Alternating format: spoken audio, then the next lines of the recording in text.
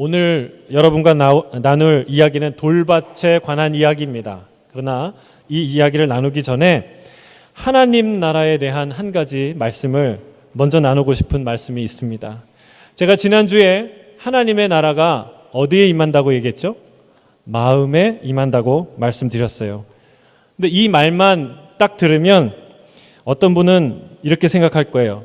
그럼 하나님의 나라가 마음에는 임하고 현실 가운데는 임하지 않는가?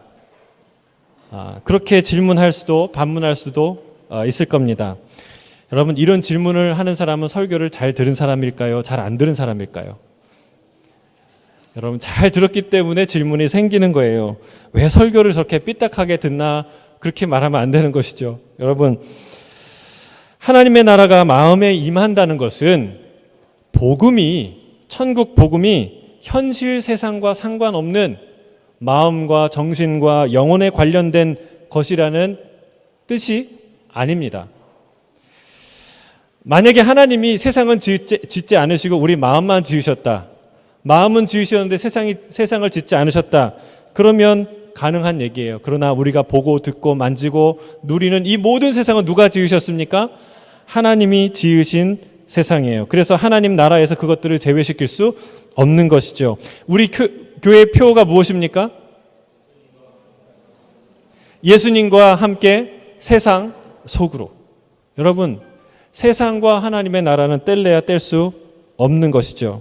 예수님을 따라가는 제자들이지만 그러나 교회 안에만 있으면 안 되는 줄로 믿습니다. 세상으로 나가야 합니다. 근데 세상으로 혼자 나가면 안 되고 누구랑 함께 가야 돼요? 예수님과 함께, 예수님을 따라서 가야 하는 것이죠. 그럼 모든 것에 순서가 있고 방향이 있다는 거예요. 원인이 결과를 낳지 결과가 원인을 낳지 않습니다. 엄마가 아이를 낳지 아이가 엄마 낳는 거 아니죠. 그 아이가 자라서 엄마가 되는 건 다른 문제죠. 여러분, 물은 위에서 아래로 흘러요. 아래에서 위로 흐르지 않습니다. 영적인 원리에도 그런 법칙이 있다는 것이죠. 그 법칙과 원리는 이것입니다. 세상은 어떤 존재가 다스리느냐에 따라서 달라진다는 거예요. 세상은 어떤 사람이 지배하느냐에 따라서 달라집니다. 세상을 지배하는 인간이 어떤 사람이냐, 어떤 존재냐에 따라 세상이 달라진다는 거예요. 우리가 보는 세상, 곧 우리가 누리는 공간과 시간, 물질, 이거는 가치 중립적인데 똑같은 것들인데, 예를 들면 건물도 똑같은 건물인데 주인에 따라서 전혀 다르게 되지 않습니까? 주인이 바뀌면 건물이 완전히 그 모습을 달라지듯이 세상도 마찬가지라는 사실이에요. 근데 여러분, 세상에요, 이 근대 물질주의 또 유물사상은요, 우리에게 뭐라고 가르치냐면 환경과 물질, 사회 구조가 인간에게 미치는 영향이 지대하고 막대하다. 그리고 더 크다라고 얘기합니다. 이 영향력이 클 뿐 아니라 결정적이다라고 말하고 있어요. 영향력이 밖에서 안으로 들어온다는 거예요. 내가 영향을 받는 존재다라는 것이죠. 그러나 여러분, 성경은 줄곧 그 반대 얘기를 합니다. 인간은 환경과 물질에 영향을 주는 존재다라고 성경은 계속해서 말하고 있습니다. 영향력이 밖에서 안으로가 아니라 안에서 밖으로 나간다라고 얘기합니다. 그것을 가장 강력하게 가르치고 선포하는 것이 바로 창세기예요. 하나님이 인간을 지으시고 어떤 존재로 지으셨나요? 세상을 다스리라고. 할렐루야. 여러분, 인간은 어떤 존재입니까? 다스림 받는 존재가 아니라 다스리는 존재라는 사실이에요. 따라하겠습니다. 나는 세상을 다스리는 존재입니다. 실제로 비행기를 타고 가면서 한번 땅을 내려다 보세요. 정말 이 세상을 압도적으로 지배하고 있는 존재는 인간밖에 없어요. 사람이라는 것을 알 수 있어요. 사자가 지배한다는 밀림도, 사자가 지배한다는, 동물이 지배한다는 그 들판도 사실은 사람이 다 국립공원으로 지정해서 사람들이 보호하는 거예요. 이 세상 보이는 물질 세계뿐만이 아니라 주님은 우리 마음과 감정도 다스리라고 말씀하세요. 동생을 죽이고 싶은 마음에 정말 분을 품고 이를 갈고 있던 가인에게 하나님이 찾아오셨어요. 그에게 뭐라고 얘기하셨나요? 죄가 너의 문턱에 엎드려서 너를 기다리고 있고 너를 원하지만 너는 그 죄를 다스리라 말씀하셨어요. 여러분, 감정과 충동과 그 모든 죄마저도 우리가 다스림받는 존재가 아니라 그것을 다스리는 존재라는 거예요. 그게 성경이 우리에게 말씀하고 있습니다. 요즘은요, 어떤 그 감정과 내적 충돌이 관찰되면 그러면 모든 범죄와 실수에 대해서 면죄부를 주는 경향이 있는 것 같아요. 그 사람 상처받아서 그래. 외로워서 그랬어. 자라온 환경이 그렇잖아. 그 사람의 마음은 이해할 수 있어요. 이해하려고 들면 그런 말 할 수 있습니다. 그러나 죄의 결과를 피하려고 그런 변명할 수 없다는 것이 성경의 가르침이에요. 물론 여러분, 가인이 벌을 받았지만 가인을 돌보신 분이 누구예요? 하나님이에요. 그의 호소를 들으셨고 죄는 엄중히 다스리셨지만 그 죄인은 하나님이 소중히 다루세요. 인격적으로 다루세요. 여러분, 중요한 것은 제가 하고 싶은 얘기는 이거예요. 하나님이 인간에게 책임을 묻는다는 것은 인간에게 뭐가 있다는 것입니까? 권리가 있다는 것이죠. 뭔가를 할 수 있고 안 할 수 있는 영향력이 인간 안에 있다라는 말입니다. 창세기에서 인간이 환경에 의해 만들어지는 것이 아니라 환경에 영향력을 주는 존재다라는 것을 실증하는 인물이 있어요. 그 실증하는 인물이 누굴까요? 요셉이에요. 요셉이에요. 그는 형제들로부터 상상할 수 없는 가해를 받았어요. 학대와 폭력과 버림과 모욕을 받았습니다. 요즘 말로 요즘 말로 뭐라고 얘기합니까? 트라우마. 아주 트라우마예요. 상상할 수 없는 상처와 아픔을 받은 것이죠. 그러나 요셉의 특징은 뭐냐면 요셉은 그 상처 때문에 자기의 인생을 비관하지 않습니다. 그 사람이 받은 거는 상처 정도가 아니에요. 상처 받고 우리가 서로 주고받는 건 다 상처 정도죠. 근데 그 사람은 상처뿐만이 아니라 실제로 노예에 처해졌어요. 이방인에게 노예로 팔려갔어요. 말도 안 통하고 나를 아는 사람도 없고 의지할 데도 없고 괄시와 천대와 의심을 받는 그런 노예 상태로 떨어진 상황이 바로 요셉의 상황이에요. 여러분, 그러나 그런 상황에서도 요셉이 타협하지 않습니다. 그 주인집 마나님과 짝짝꿍을 하면 누이 좋고 매부 좋고 다 좋을 텐데, 그리고 그 주인 마님의 요청을 거부하면 어떤 수모와 어떤 위험이 어떤 그 수모가 고난이 닥쳐올 것이 뻔한데도 불구하고 요셉이 그것 적절히 타협합니까? 안 합니까? 안 해요. 죄를 짓지 않습니다. 여러분, 이건 참 신기하고 놀라운 일이에요. 여러분, 이처럼 성경은 자신이 처하거나 자라온 환경의 노예가 되지 않고 자신의 삶과 세상을 다스리는 존재로 일어선 수많은 사람들의 이야기가 나오는 거예요. 영향력은 어디서 온다고요? 밖에서 안으로? 안에서 밖으로? 여러분, 진짜 세상을 다스리고 변화시키는 영향력은 어디에 존재합니까? 여러분 안에, 사람 안에, 존재 안에 있다는 사실이에요. 여러분, 이게 무슨 말입니까? 내가, 인간이 어떤 존재가 되느냐에 따라서 어떤 세상이 되느냐가 결정된다는 사실입니다. 이게 중요해요.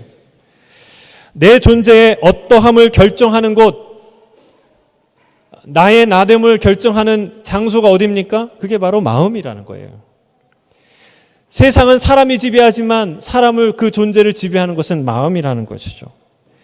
이건 매우 중요하고 실제적인 얘기입니다.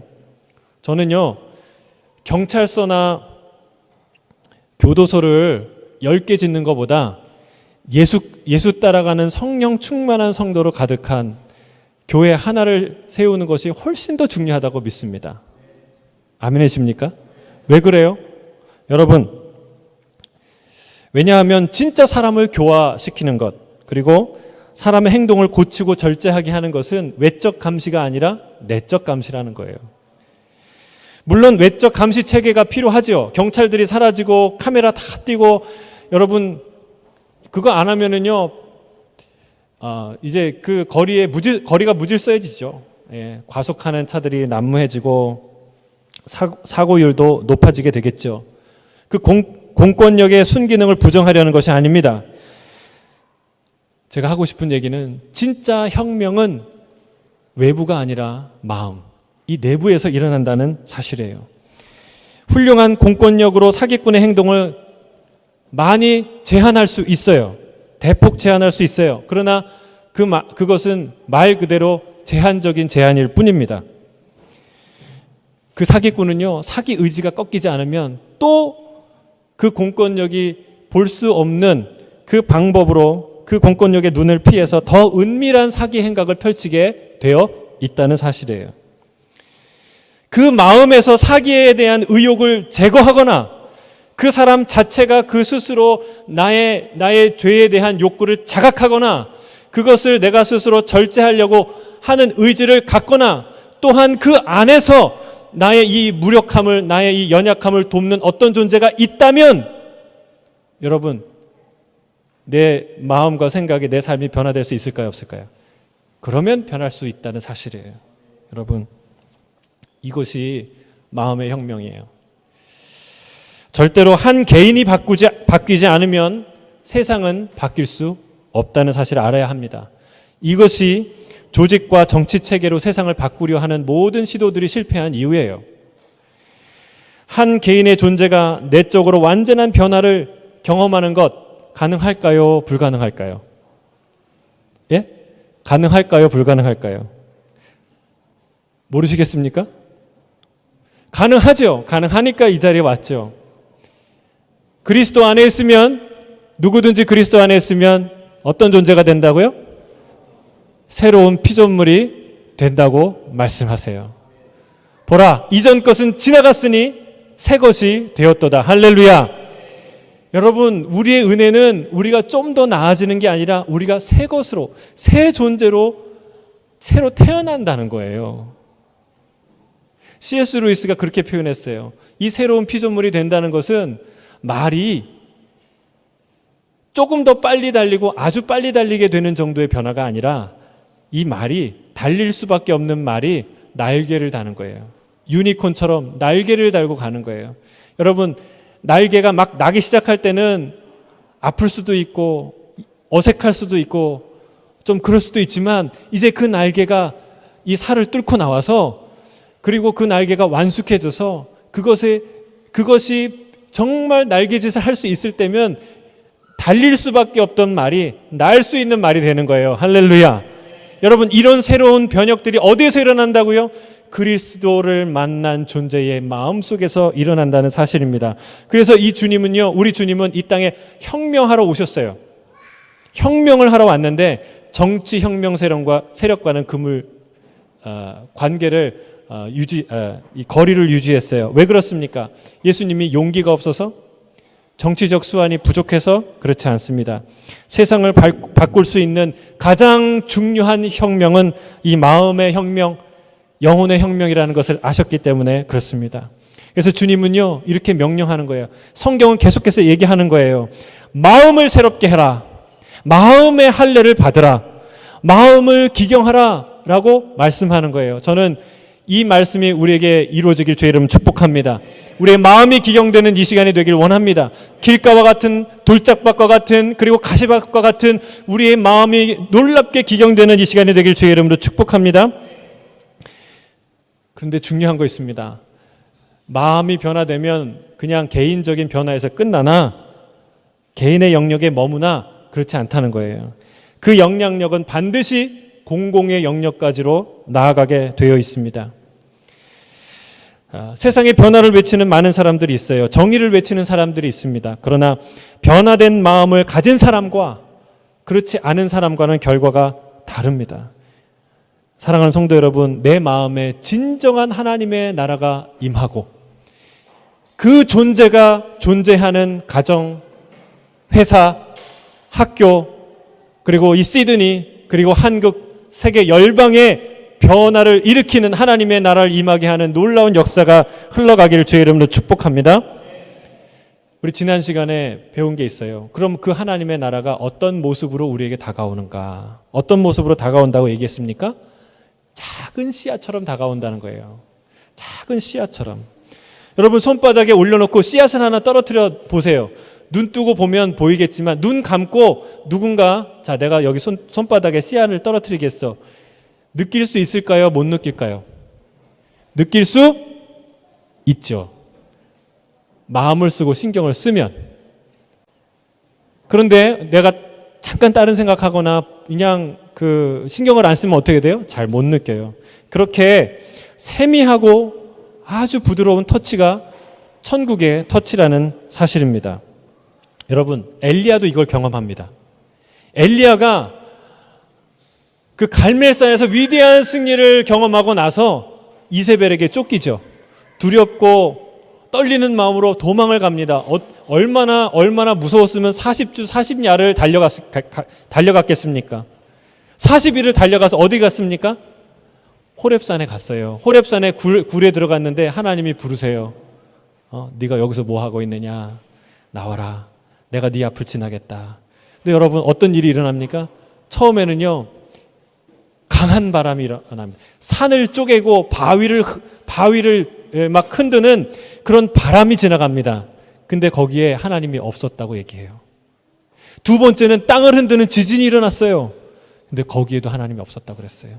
세 번째는 불이 임했어요. 불이. 갈멜산에 임했던 불처럼 불이 임했는데 거기에도 하나님이 없더라. 그 세 개가 다 지나가고 뭐가 들리기 시작하냐면 작고 미세한 음성이 들리십니까? 이 작고 미세한 음성이 들렸어요. 근데 그게 하나님의 음성이었어요. 여러분 이거는 굉장히 중요한 상징이에요. 그 위대하고 거대하고 장엄한 하나님이 우리 올 때 땅을 흔들고 바람을 불고 불처럼 임할 수도 있는데 하나님이 작은 음성으로 임했다는 거예요.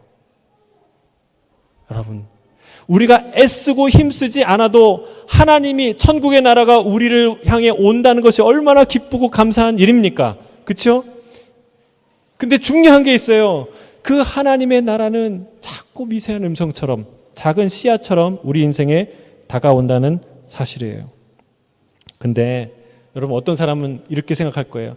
좀 알게끔 다가오죠. 나처럼 둔한 사람 이렇게 어깨를 툭툭 치고 좀 흔들고 야, 나 왔어. 이렇게 좀 그렇게 오시면 알 텐데 여러분 하나님의 우리를 기만하시는 겁니까? 왔는데 안 온 것처럼 우리가 속기를 바라면서 오신 겁니까? 그렇지 않습니다. 진짜 우리를 기만하는 것은 요란스럽게 다가왔다가 아무것도 남기지 않는 세상의 이론들이에요. 세상의 이론들을 보세요. 얼마나 요란스럽게 오는 줄 몰라요. 그런데 남는 게 하나도 없어요. 여러분 그게 사실 우리를 기만하는 거예요. 이 시대의 사상들은요 정말 매우 강제적이고 위압적이에요. 요즘에 유행하는 어떤 이론이나 사상이나 흐름들에 동조하지 않으면 마치 몰상식한 사람처럼 우리를 취급합니다. 근데 여러분 하나님을 보세요. 하나님의 나라는 그렇게 강요하지 않는다는 거예요. 하나님의 나라는 매우 인격적이에요. 조용히 다가와요. 우리의 마음을 살며시 놓고 해요. 마치 사랑하는 여인의 속삭임처럼 우리에게 조용히 다가와요. 엘리야야, 정호야. 그게 하나님의 나라라는 거예요. 여러분, 우리가 감지할 수 없는 정도가 아니라 신경을 쓰면, 마음을 쓰면 감지할 수 있을 정도로 주님이 찾아오세요. 여러분, 그래서요 하나님의 나라는 우리가 애써 찾아가지 않아도 스스로 우리에게 찾아오지만 우리가 깨어 있어야 받을 수 있고 깨어 있어야 붙들 수 있는 나라가 하나님의 나라예요. 자고 있으면, 눈 감고 있으면, 다른 것에 정신 팔려 있으면 깨달을 수 없는 게 하나님의 말씀이고 하나님의 나라예요. 그래서 주님은 깨어 있으라고 말씀합니다. 다 깨어나시길 주의 이름으로 축복합니다. 피곤해서 주무시는 분이 있는데 우리 영적으로 깨어나야 된다고요. 영적으로. 주님은 지난주에 길가와 같은 마음의 비유를 통해서 그 하나님의 나라의 터치, 그것을 감지하는데 방해되는 게 뭐냐?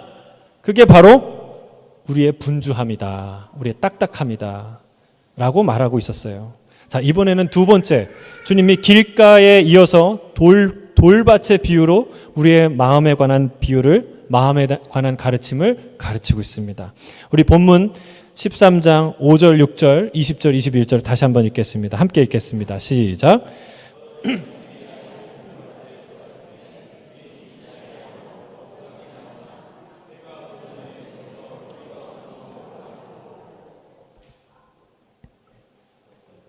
돌밭에 부러졌다는 것은 말씀을 듣고 즉시 기쁨을 받되 그 속에 뿌리가 없어 잠시 견디다가 말씀으로 말미암아 환난이나 박해가 일어날 때에는 곧 넘어지는 자요. 돌밭 같은 마음은 하나님의 말씀이 뿌리를 내릴 수 없는 마음이다 라는 것이죠. 왜 그럴까요? 첫째는 흙이 얕기 때문에, 둘째는 돌이 많기 때문입니다. 이게 단순해요. 근데 여기에 깊은 진리가 있어요. 일단 감사하게도요, 길가와는 다르게 이 돌밭은 말씀을 기쁨으로 받는데요. 할렐루야. 여러분, 말씀을 기쁘게 받는 존재가 되길 주의 이름으로 축복합니다. 길가는 너무 딱딱해서 그 씨앗이 비집고 들어갈 틈이 없어요. 근데 이 돌밭은 돌들 사이에 그 말씀이, 씨앗이 들어갈 틈이 있다는 거예요. 얼마나 감사합니까? 여러분, 말씀을 기쁘게 받을 수 있다는 것은 참 감사한 은혜입니다. 말씀을 들어도 무감각하고 저런 쓸데없는 얘기 뭐 하나, 저런 아리송한 얘기를 뭐 하나 생각하면 비극이에요. 맛있는 음식을 앞에 두고 맛있다, 맛있겠다 이 생각 안 들면 비극이겠습니까? 기쁨이겠습니까? 비극이죠. 맛있는 음식을 앞에 두고. 반대로 보잘것없는 음식이라도 입맛이 좋아서 맛있게 먹으면 그거 진짜 행복한 일이에요. 그래서 입맛이 있는 건 축복이에요. 하늘이 내린 축복. 저는 그 축복을 누리며 삽니다. 저와 여러분 가운데 이 영적 입맛도 마찬가지예요. 영적 입맛이 생기길 주의 이름 축복합니다. 이게 입맛이 있어야 돼요. 들은 말씀을 또 듣는데도 맛이 느껴져요. 밥이라는 게 어제 먹었는데 오늘 또 먹었는데 맛있잖아요. 이게 영적 입맛이에요. 같은 말씀을 반복해서 암송하고 선포하는데 막 눈물이 나고 가슴에 그냥 감격이 차오르고, 그게 영적 입맛이 있다는 거예요. 저는 여러분 가운데 그 영적 입맛이 다 회복되길 주의 이름으로 축복합니다. 먹어도 또 먹고 싶은 그런 영혼이 되길 주의 이름으로 축복합니다. 그러나 주님은 주의 말씀을 기쁘게 받고 듣지만 그것이 그 안에서 뿌리를 깊이 내리지 못하고 말라 죽게 되는 상황이 올 수도 있다. 그런 영혼이 있다라고 말하고 있어요. 여러분, 말씀은요, 뿌리를 내려야 합니다. 뿌리를 깊이 내려야 돼요. 뿌리가 깊이 박힌 나무는 흔들림이 없어요. 바람이 불어도 뽑히지 않습니다. 꺾이지 않습니다. 태풍이 와도, 웬만한 태풍이 와도 끄떡하지 않습니다. 또 갈증도 다 견딜 수 있어요. 뜨거움도 견뎌요. 제가 이 시드니에 와서 참 한국에서 한국 여름 덥다 이 생각했는데 여기는 비교할 수 없이 40도를 오르내리는 그 뜨거움을 경험하는데, 그 뜨거울 때 제가 생각한 게 하나 있어요. 나는 저 뜨거움에 5분도 노출되기 힘든데 그 뜨거움에 하루 종일 서 있는 존재가 있는데 그게 바로 나무예요. 나무. 40도가 오르내리는 저 열을, 저 뜨거움을 어떻게 견딜 수 있을까? 나무는 견디더라고요. 대단하지 않습니까? 또 이 나무는요, 그 혹독한 겨울도 견딥니다. 정말 다 죽어버린 것 같아요. 다 나뭇잎도 떨어지고 그냥 앙상하고 말라있는 나무떼기 같아요. 그런데 여러분, 신기하죠? 뿌리가 깊게 들이운 그 나무는요, 생명의 기운이, 생명의 근원이 따뜻한 땅속 저 밑에 있기 때문에 죽지 않는다는 거예요. 얼지 않는다는 거예요. 여러분, 이렇게 강력하고 풍성한 것이 하나님의 나라다라고 말합니다. 일단 씨앗이 우리 마음속에 발아하고 뿌리를 내리고 견고하게 자라면 우리가 보는 저 검투리처럼, 저 단단한 나무들처럼 강하고 풍성하고 아름다운 나무로 자라게 된다는 사실이에요. 이게 하나님 나라예요. 뿌리를 내려야, 그래야 시련이 와도 견딜 수 있습니다. 우리가 시련에 쉽게 넘어지는 이유는 뿌리가 약하기 때문에 그래요. 신앙의 뿌리를 깊이 내리지 못했기 때문이죠. 뿌리가 깊지 않은데 아직 넘어지지 않았다. 그럭저럭 교회 잘 다닌다. 신앙생활 잘 하는 것 같다. 그 이유가 하나입니다. 아직 쓴맛을 못 봤기 때문에 그렇습니다. 아직 저 광야와 사막을 달구는 지옥불 같은 그 태양, 진짜 고난의 태양이 뜨지 않았기 때문에 그런 거예요. 아직 그 시간이 오지 않았을 때, 아무 일이 없는 것 같은 이때, 어제가 오늘 같고 오늘이 내일 같은 그런 일상이 연속될 때 여러분 우리가 뭐 해야 됩니까? 뿌리 내리는 일을 해야 된다는 거예요. 아주 평범한 날에 나무가 하는 일은 뿌리 내리는 일이에요. 뿌리 내리는 일은 단순한 일이지만 매우 중요한 일입니다. 나무가요, 물을 찾아서 조금씩 하루에 0.1mm씩 그냥 그렇게 자라요, 뿌리가. 그런데 그게 매우 중요한 일이라는 사실이에요. 참 신기한 일이죠. 이것이 영적 비밀입니다. 우리의 마음에 하나님 나라도 마찬가지예요. 말씀을 향해서 오늘도 교회 나와서 예배를 드리고 설교를 듣고 큐티를 하고 말씀을 암송하고 또 암송하고 그런 하나하나의 시도들을 통해서 우리가 우리의 영혼 가운데 천국의 뿌리가, 말씀의 뿌리가 0.1mm씩 자라고 있는 거예요. 그 작업은 비교할 수 없이 천국이 마치 뭐 드라마처럼 임한다, 종합 선물 세트 같이 임한다, 그런 거 아니라는 거예요. 예수님은 천국을 작은 씨앗에 비유하고 있습니다. 그래서 우리가 그 뿌리 내리는 작업이, 오늘 예배를 듣고 말씀을 듣는, 말씀에 귀 기울이는 이 순간이 얼마나 우리의 인생에 중요하다는 사실을 성경은 말하고 있습니다. 여러분, 우리 안에서 말씀을 날마다 먹는 과정에서 뿌리가 깊어지고 그리고 천국이 높아지고 풍성해지는 역사가 여러분 안에 있기를 주의 이름으로 축복합니다. 안타깝게도 예수님의 말씀은 그렇게 건강하게 잘 자랄 수 있는 천국의 씨앗이 제대로 자라기도 전에 말라 죽을 수도 있다고 말하고 있습니다. 이유는 두 가지입니다. 왜요? 첫째는 흙이 깊지 않아서 그렇다. 흙이 깊지 않다는 말은 무엇입니까? 흙의 수용성이 적다는 거예요. 수용성이 많지 않다는 것이죠. 여러분 생각해 보세요. 흙이 어떤 씨앗을 받으면 그 씨앗이, 너는 포도나무 씨니까 10cm만 파고 들어와. 너는 검투리 나무니까 내가 한 50cm만 파고 들어와. 이렇게 허락합니까? 아니에요. 흙은요, 그 씨앗이 뿌리를 내리는 대로 다 수용해요. 뿌리를 1m를 가든 10m를 가든 여러분 그 흙은요, 그것을 다 수용한다는 사실이에요. 여러분, 우리는 흙처럼 말씀 앞에 전 존재로 반응해야 될 줄로 믿습니다. 말씀이 들어오고 싶은 만큼 나를 허락해야 하는 거예요. 내가 허락하고 싶은 만큼 말씀에게 허락하는 게 아니라, 말씀 거기까지만 들어오세요, 마지노선을 긋는 게 아니라 말씀이 내 영혼과 마음에 파고 들어오는 그 부분만큼 다 허락해야 한다는 사실, 그게 좋은 밭이라는 거예요. 그게 좋은 밭, 열매 맺는 밭이죠.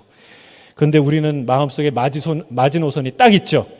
그래서 어디까지 주님이 말씀하시면 그 다음부터는 안 듣거나 외면하거나 반항하기 시작합니다. 여러분, 어느 강의에서 들은 내용인데요, 캐나다의 그 동성혼 합법화되는 그때 그것을 어느 그 단체에서 반대해달라고 국회의원을 찾아갔대요. 근데 그 국회의원이 그 얘기를 다 듣더니, 저도 크리스찬입니다. 그 사람이 유명한 크리스찬이에요. 근데 저도 크리스찬입니다. 이거 다 하나님께서 다 해주실 줄로 믿고 그냥 안심하고 돌아가세요. 근데 얘기를 가만 들어보니까 반대하겠다는 뜻이 아니에요. 자기는 반대 못한대요. 왜냐하면 자기 지역구에 수많은 이 시민들이 그걸 동성애 합법화를 찬성하는데 내가 어떻게 그걸 반대하겠느냐. 그렇게 할 수 없습니다. 그러면서 걱정하지 마세요. 나도 크리스찬이고 나도 매 주일 예배드리고 가서 주차 봉사도 하고 그러는 나는 장로입니다. 내가 일주일에 한 번 하나님 앞에 그렇게 헌신하면 됐지. 내가 이 일주일의 이 삶의 현장에서도 여기에서도 내가 그렇게 교회처럼 살아야 됩니까? 그럼 이 말을 들으면 지금 이 말씀을 듣고 다 의아하게 생각하겠지만, 우리 성숙한 분은 다 의아하게 생각하겠지만, 여러분 참 기가 막힌 일인데 우리가 이렇게 살 수 있다는 거예요. 주일과 평일이 따로 놀 수 있다는 거예요. 세상과 교회가 따로 놀 수 있다는 사실입니다. 안타깝지만 이게 우리의 현실이 될 수 있습니다. 주일과 주중은요 1대6이에요. 그것도 1대1이 아니죠. 진짜 1대6이 아니죠. 그 일도 하루에 2시간만 예배드리고 1시간 반 예배드리면 끝이에요. 그 다음부터는 프리타임이에요. 세상과 교회라는 영역은 더 차이가 납니다.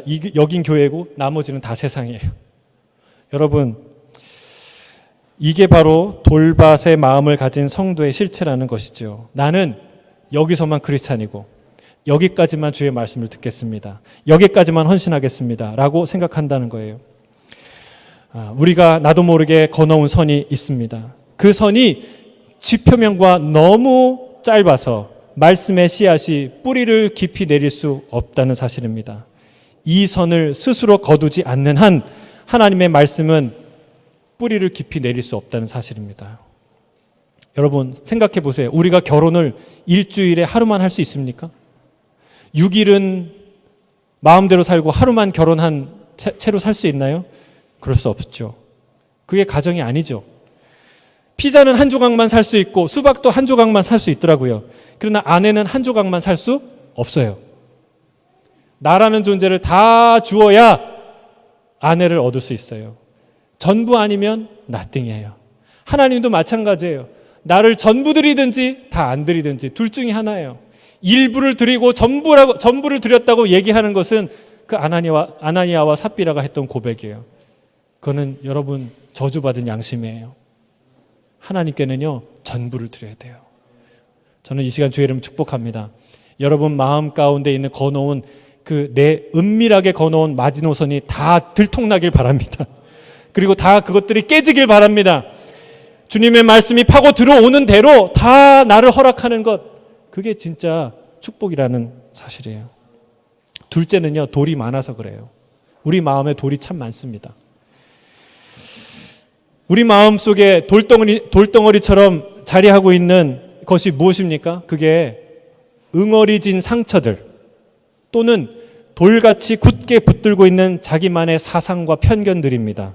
이 돌덩어리들이요 수시로 충돌한다는 거예요. 어르신들은 이 컴퓨터를 잘 아시겠지만 또 모르시는 분도 있겠지만 디도스 바이러스라는 게 있어요. 한창 예전에 지금도 물론 여러 변종 바이러스들이 있는데 디도스 바이러스 공격이라는 게 있는데요. 그거는요 그 바이러스가 감염이 되면 그 컴퓨터는 감염된 PC를 좀비 PC라고 그래요. 왜 그러냐면 컴퓨터 공격을 하는데 어떻게 공격하냐면 일시에 어떤 이 서버에 어떤 이 컴퓨터 서버에 많은 처리해야 될 데이터를 많이 보내면 그러면 과부하 걸려서 그 컴퓨터가 다운이 되고 망가져요.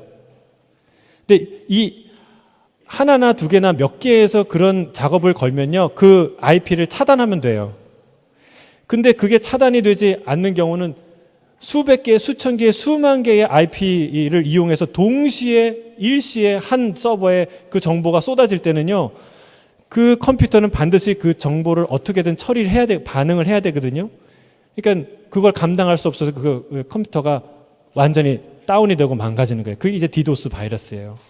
근데 공격자가 그 바이러스를 여러 수백 개, 수천 개 컴퓨터에 자기가 원하는 시간에 자기가 원하는 어떤 서버에 공격할 수 있게끔 하는 바이러스를 집어넣음을 당한 그 컴퓨터를 좀비 PC라고 하는 거예요. 여러분 그 컴퓨터는요 평상시에는 아무렇지도 않아요. 퍼스널 컴퓨터 PC예요. 그냥 내 거예요. 주인의 말을 들어요. 근데 어느 날 어느 상황 어느 시간에 딱 되면은 그 좀비처럼 귀신처럼 그 컴퓨터가 일어나서 내 말을 듣지 않고 원수의 말을 듣는 거예요. 여러분 이런 일들이 우리 마음에 일어난다는 거 아세요? 디도스 바이러스처럼 사단이 몰래 우리 마음에 심겨놓은 상처가 있어요. 사상과 편견들이 있어요. 근데 어떤 사단이 원수가 원하는 시간과 타이밍이 딱 되면 그게 작동해요. 나도 모르게 화가 나요. 분노가 나요. 쏟아져요. 감당할 수가 없어요. 내가 왜 화를 내는 건지, 내가 화를 내고 있고 있는지, 화를 내고 있는지조차도 분별할 수 없을 만큼 내가 끌려다녀요. 마치 좀비처럼. 여러분, 그런 일들이 우리 안에, 영적 안에 일어난다는 거예요. 그게 뭐냐?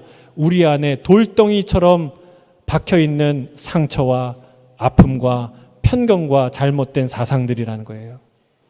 저는 주의 이름으로 축복합니다. 그런 상처들이, 그런 잘못된 사상들이 다 빠져나가기를 주의 이름으로 축복합니다. 특별히 모든 것들 중에서 여러분, 고난에 대한 여러분의 입장을 잘 정리할 필요가 있어요. 고난에 대한 태도가 나의 밭의 종류를 결정한다는 거예요. 여러분, 돌밭이 될 것인가 옥토밭이 될 것인가 가장 중요한 태도 중에 하나는 고난에 대한 나의 태도예요. 여러분, 요셉의 위대한 점을 묵상해 보세요. 요셉은요, 자신의 상처를 과감히 끊어냈습니다. 그 아들을 낳고 아들의 이름을 뭐라고 짓는지 아세요? 므낫세라고 짓습니다. 그 므낫세가 이름이요, 잊어버림이라는 뜻이에요. 하나님이 다 잊어버리게 하는구나. 여러분, 얼마나 억울한 일을 많이 당했습니까? 얼마나 불안한 가슴 떨리는 그 시간을 많이 지나왔습니까? 그런데요, 잊어버린다는 거예요. 여러분, 이게 은혜예요. 이게 축복이에요. 작은 상처를 받았는데 거대한 감정의 폭풍을 가지고 사람들을 원수를 갚는 사람이 있는가 하면, 상상할 수 없이 큰 상처를 가졌는데도 불구하고 그것을 모두 다 폐기 처분할 수 있는 그 돌덩이들을 아무것도 아닌 것처럼 갖다 버리는 사람이 있다는 거예요. 저는 후자가 되길 주의 이름으로 축복합니다. 여러분, 우리 안에 나는 흙수저다 생각하는 거, 이런 거 돌덩어리라는 거예요. 인생에는 유리천장이 있다. 넘어도 넘을 수 없는 유리벽, 하늘인 것 같은데 넘을 수 없는 유리천장이 있다. 이런 생각이 돌덩어리라는 거예요. 여러분, 요셉을 보세요. 세상에는 한계가 없는 세상 없습니다. 부조리가 없는 세상도 없어요. 하지만 요셉은 유리천장을 탓하지 않습니다. 그것을 유리천장이라고 부르지도 않았어요. 그는 다만 하나님의 인도하심을 굳게 믿었어요. 그것이 높은 자리건 낮은 자리건 분명히 하나님이 인도하시는 자리는 유익한 자리라고 믿었어요. 우리에게 이 요셉처럼 고통과 상처를 도려낸 새 마음이 임하기를 주의 이름으로 축복합니다. 마지막으로 말씀합니다. 이 새 마음 누가 주십니까? 내가 할 수 없어요. 하나님이 주세요. 하나님의 약속이에요. 마지막으로 이 성경 말씀 읽겠습니다. 에스겔 36장 26절 함께 읽겠습니다. 시작. 너희 육신에서 굳은 마음을 제거하고 부드러운 마음을 줄 것이며. 여러분, 하나님이 우리에게 준 은혜 중에 가장 큰 은혜가 새 마음을 주신다는 거예요. 세상은 사람이 지배하고 사람은 누가 지배한다고요? 마음이에요. 근데 이 마음이 바뀌지 않으면 내 인생도 바뀌지 않아요. 근데 하나님이 얘기해요. 이 마음 가운데 새 마음을 주겠다. 굳은 마음을 제거하고 부드러운 마음을 주겠다. 할렐루야. 여러분, 사람은 할 수 없는 일은 하나님이 하실 수 있는 줄로 믿습니다. 나 혼자, 여러분, 하루에도 부산을 왔다 갔다 할 수 있어요? 없어요? 갔다 왔다 할 수 있어요.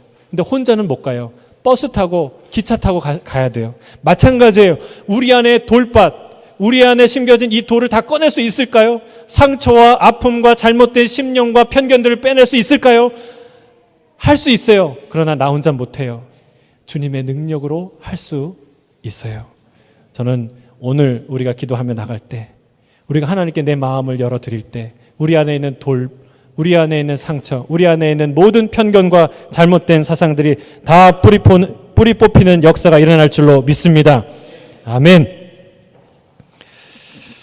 우리 같이 오늘 이 찬양하면서, 우리 기도하면서 나갔으면 좋겠습니다.